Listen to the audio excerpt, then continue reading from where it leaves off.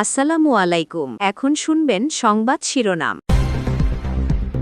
খালেদা জিয়ার মৃত্যুতে চলছে ৩ দিনের রাষ্ট্রীয় শোক। তার অসামান্য অবদান অম্লান থাকবে ইতিহাসে, ভাষণে বললেন প্রধান উপদেষ্টা।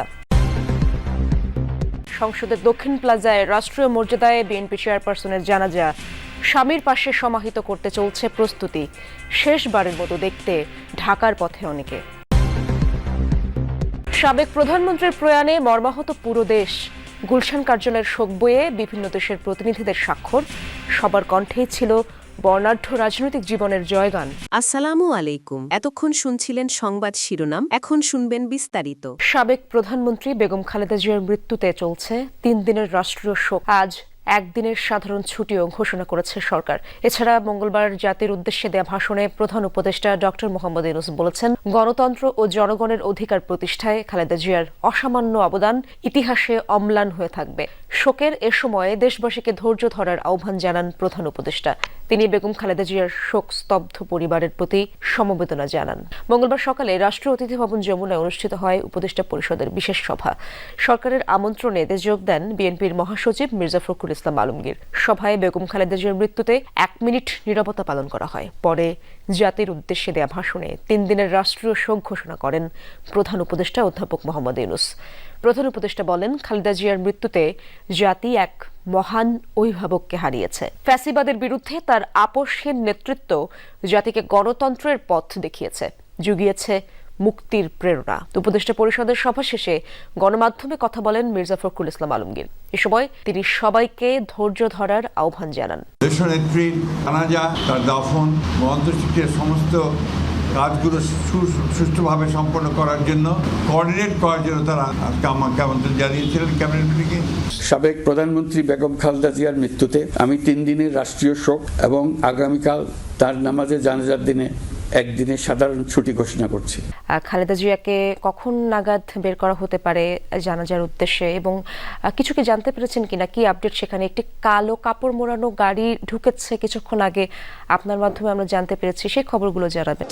বাংলাদেশের আকাশ তো ভারী গত সকাল থেকে, এবং সেই ভারাক্রান্ত অবস্থা এভার কেয়ারের সামনেও, এবং সেটা সময় যত গড়াচ্ছে ততই ভারী হচ্ছে।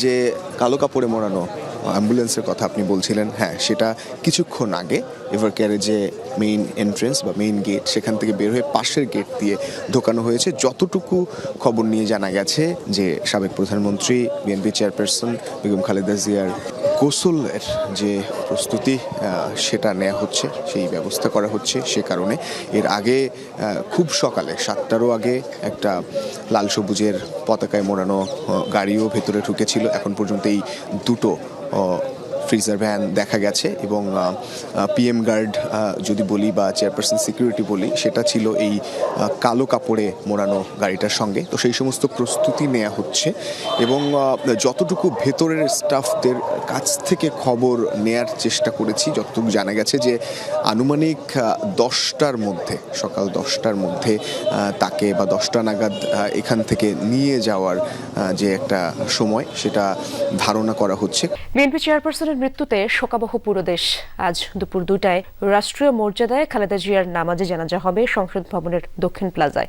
এরপর তাকে দাফন করা হবে জিয়া উদ্যানে স্বামী প্রয়াত রাষ্ট্রপতি জিয়াউর রহমানের পাশে। এর আগে মঙ্গলবার ভোরে রাজধানীর এভার কেয়ার হাসপাতালে শেষ নিঃশ্বাস ত্যাগ করেন সাবেক এই প্রধানমন্ত্রী।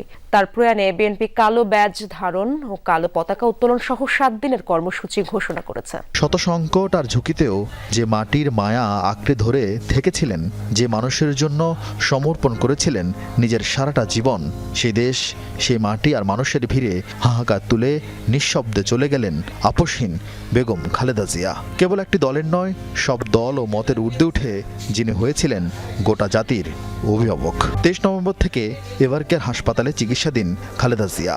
সিসিউর পর আইসিইউতে স্থানান্তর। দেশি চিকিৎসকদের সাথে যোগ দেন বিদেশিরাও। শত চেষ্টা প্রার্থনার মাঝে আশায় বুক বেঁধেছিল বাংলাদেশ, ফিরবেন খালেদা জিয়া। আরেকবার উচ্চারণ করবেন, প্রতিশোধ নয়, আসুন শান্তি ও জ্ঞানভিত্তিক সমাজ গড়ি। দেশের বাইরে আমার কোনো ঠিকানা নাই, বাংলাদেশই আমার ঠিকানা। দেশের বাইরে আমার কোনো ঠিকানা নেই, এটাই হলো আমার ঠিকানা। তবে তিনি আর ফিরলেন না। সবাইকে কাঁদিয়ে না ফেরার দেশেই পাড়ি জমালেন। মঙ্গলবার ভোর 6টার সবকিছু উপর। হার্টের ভালভে ওনার ফাঙ্গাল ইনফেক্টিভ এন্ডোকার্ডাইটিস ছিল এবং সেখান থেকে তারপরে আবার শেষ সময় এসে ব্যাকটেরিয়াল ইনফেক্টিভ এন্ডোকার্ডাইটিস, অর্থাৎ এইভাবে মাল্টি অর্গান ফেলিওর হয়ে শেষ মুহূর্তে ওনার হার্ট আর কাজ করছিল না।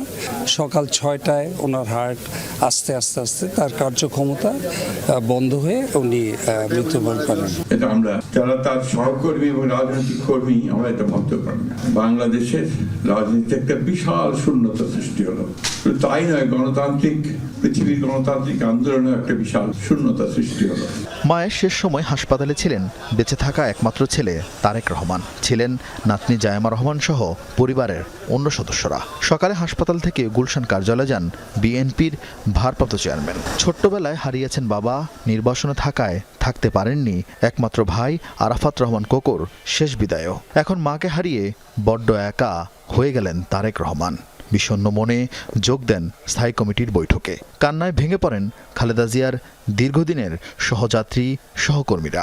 উনি বলেছিলেন, আমার চিকিৎসা এই দেশে যেটা হচ্ছে এটাই যেন হয়, আমি বাইরে যেতে চাই না। গণতন্ত্রের জন্য দেশনেত্রী বেগম খালেদা জি যে রাস্তাটা আমাদেরকে দেখিয়ে দিয়ে গেছেন, আমরা সবাইকে মিলে সবাইকে নিয়ে দেশটাকে করতে চাই। আমাদের নেত্রীর আদর্শ আগামী দিনে আমরা সকল যেটা ধারণ করে আপোষহীনভাবে দেশের পক্ষে থাকি।